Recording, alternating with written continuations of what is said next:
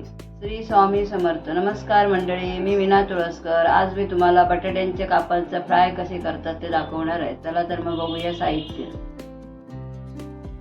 साहित्य ही बटाट्याची काप आहे. मी दोन, एक मोठा घेतला आणि एक बारका बटाटा घेतला. तो सोलून हे कापा करून ठेवले आहेत. हा रवा, हे तांदळाचं पीठ, हे मिक्स करायचं. याच्यामध्ये आपल्याला हे घालायचं, हिंग, हळद,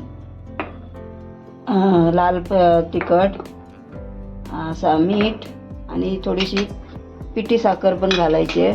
फ्राय करण्यासाठी तेल आणि ह्याच्या कापांना पण लावायचं आहे मसाला वगैरे. हे आता पाण्यातनं काढून घ्यायचे आहेत मला.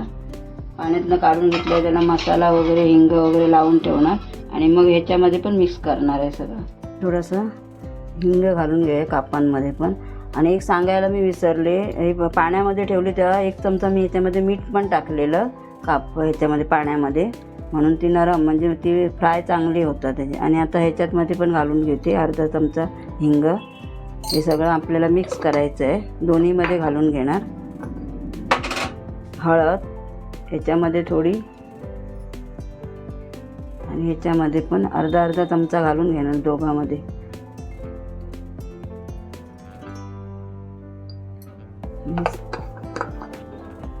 हे लाल तिखट जरा थोडीच घालायला पाहिजे, कारण तिखट असली तर परत हे होणार, ते जास्त तिखट होते. कारण दोन्हीमध्ये घालायचं आहे ना. अर्धा चमचा घालते.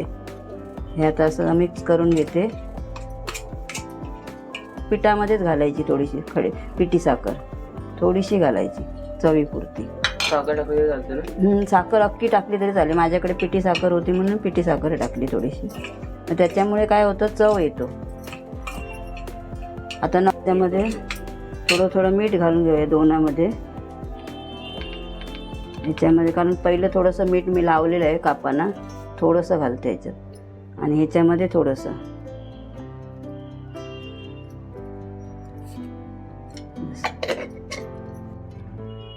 कापांना पण लावून घेऊया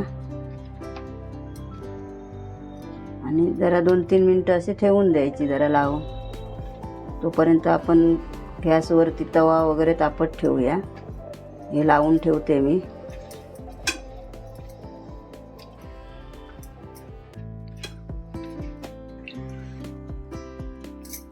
आता हे पण मिक्स करून घेऊया मीठ वगैरे.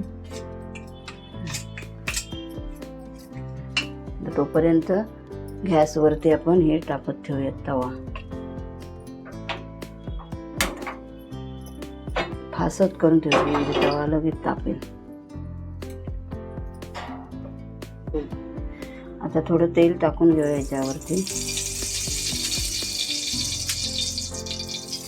चारही बाजूला असं.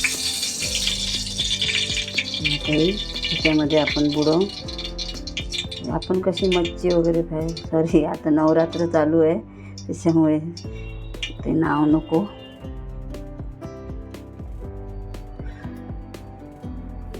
हे असे ठेवायचे.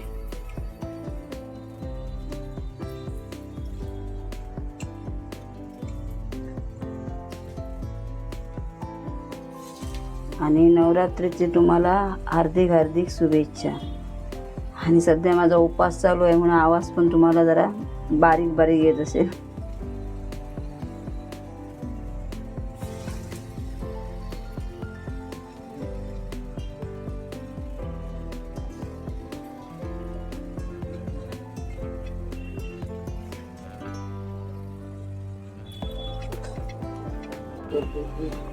त्याच्यावरती थोडंसं असं भोवती परत तेल टाकायचं. टाकून द्या बघा.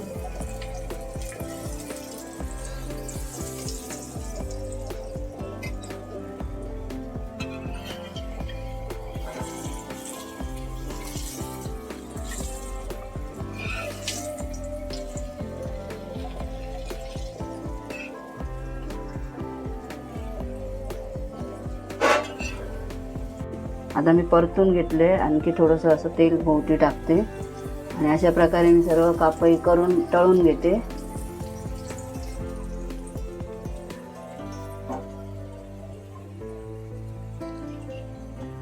ही जर तुम्हाला रेसिपी आवडली असेल तर लाईक करा, शेअर करा, सबस्क्राईब करा.